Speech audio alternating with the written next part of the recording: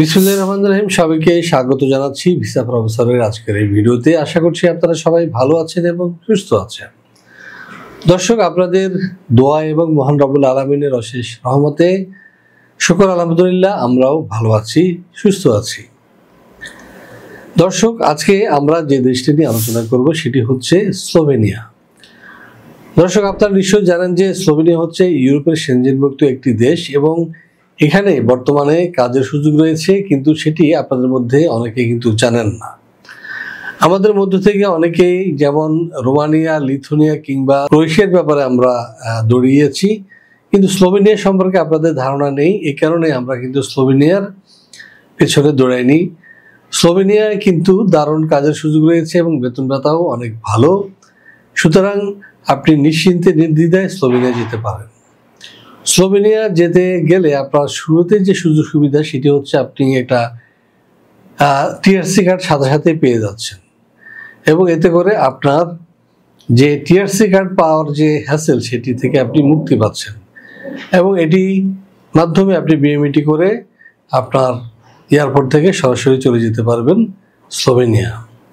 তো দর্শক, আজকে আমরা এই ভিডিওতে তুলে ধরার চেষ্টা করব কারা স্লোভেনিয়া যেতে পারবেন বা কারা এলিজিবল, ইভেন খরচ কী হতে পারে, কী কী ডকুমেন্ট লাগবে বা সেখানে কী ধরনের ফ্যাসিলিটিস রয়েছে, সবিস্তারে তুলে ধরবো আজকের এই ভিডিওতে।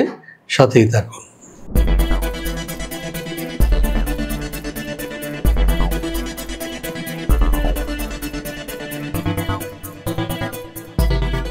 আজকের আলোচ্য দেশ স্লোভেনিয়া শুরুতেই বলেছি। প্রথমে চলুন না জেনে আসি কেমন দেশ এই স্লোভেনিয়া। মধ্য ইউরোপের দেশ স্লোভেনিয়ার প্রাতিষ্ঠানিক নাম দ্য রিপাবলিক অব স্লোভেনিয়া। এর পশ্চিমে রয়েছে ইতালি, উত্তরে অস্ট্রিয়া, উত্তর পূর্বে হাঙ্গেরি, দক্ষিণ পূর্বে ক্রোয়েশিয়া এবং দক্ষিণ পশ্চিমে আড্রিয়াটিক সাগর। স্লোভেনিয়া পাহাড় ও বন সমৃদ্ধ একটি দেশ।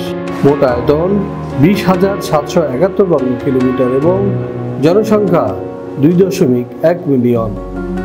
এর আগে এটি ছিল যুগোস্লাভিয়ার একটি অংশ। 1991 সালের 25 জুন সর্বপ্রথম কোনো রাষ্ট্র হিসেবে স্লোভেনিয়া যুগোস্লাভিয়ার জোট থেকে বের হয়ে আসে এবং নিজেদের স্বাধীন ও সার্বভৌম রাষ্ট্র হিসেবে ঘোষণা করে। তাদের বেশিরভাগ স্লোভেনিজ জাতিভুক্ত। স্লোভেনিয়ার আবহাওয়া প্রধানত উপমহাদেশীয়। লুবলিয়ানা দেশটির রাজধানী ও সর্ববৃহৎ শহর। 2002 সালে জরিপ মতে স্লোভেনিয়া মুসলমানের সংখ্যা 47,824, যা মোট জনসংখ্যার শতকরা 2.4 ভাগ।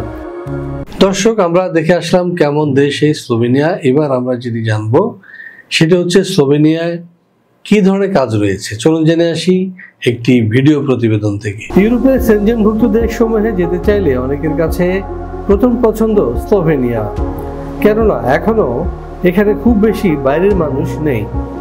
স্লোভেনিয়ার ইমিগ্রেশন পলিসি দীর্ঘমেয়াদে যারা দেশটিতে বসবাস করতে চান তাদের জন্য আদর্শ। স্লোভেনিয়ার ভিসার সাথেই পাওয়া যায় 2 বছরের টিআরসি।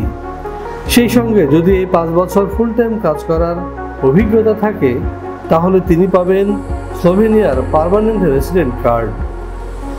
স্লোভেনিয়ার বর্তমানে কাজের সুযোগ রয়েছে কনস্ট্রাকশন, ফ্যাক্টরি, অ্যাগ্রোভেজ ফ্যাক্টরি প্রভৃতি। হ্যাঁ দর্শক, আমরা দেখে আসলাম স্লোভেনিয়ায় কি কি কাজ রয়েছে। এখন আমরা যেটি জানবো সেটি হচ্ছে যে স্লোভেনিয়া এই ধরনের কাজ করলে আপনারা বেতন ভাতা কি পাবেন বা কি কি সুযোগ সুবিধা রয়েছে। চলুন জেনে আসি আরো একটি প্রতিবেদন থেকে। এখানে যে কোনো কাজের ন্যূনতম বেতন 1,20,000 থেকে 1,30,000। বেশিরভাগ কোম্পানি থাকার ব্যবস্থা দিচ্ছে একেবারে ফ্রি। কোনো কোনো কোম্পানি দিচ্ছে ফুড অ্যালাউন্স। এছাড়াও পাওয়া যাবে স্লোভেনিয়ার শ্রম আইন অনুযায়ী সুযোগ সুবিধা। হ্যাঁ দর্শক, আমরা দেখে আসলাম কি কি কাজ রয়েছে এবং কি কি সুযোগ সুবিধা রয়েছে। এখন আমরা যেটি জানবো সেটি হচ্ছে যে স্লোভেনিয়ায় আপনার যেতে হলে কাগজপত্র কি লাগবে বা কি কি ডকুমেন্টস প্রয়োজন হবে। চলুন জেনে আসি আরো একটি প্রতিবেদন থেকে।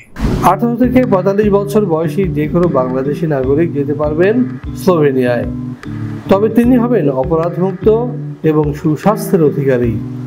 স্লোভেনিয়ার ওয়ার্ক পারমিট ভিসা পেতে আপনার প্রয়োজন হবে ছবি, পাসপোর্ট, এনআইডি, জন্ম নিবন্ধন, শিক্ষাগত যোগ্যতা সনদ, কাজের অভিজ্ঞতা সনদ, সিভি অথবা বায়োডাটা। ইংরেজির পাশাপাশি যদি স্লোভাক ভাষা জানা থাকে তাহলে আপনার ভিসা ঠেকায় কে? হ্যাঁ দর্শক, আমরা দেখে আসলাম কি কি ডকুমেন্ট প্রয়োজন হবে স্লোভেনিয়া যেতে। এবার আমরা যেটি জানবো সেটি হচ্ছে যে স্লোভেনিয়ায় গেলে খরচ কত হতে পারে। দর্শক, ইউরোর উঠানামার কারণে স্লোভেনিয়ার যে সার্ভিস চার্জ সেটি কিন্তু আপনার উঠানামা করে।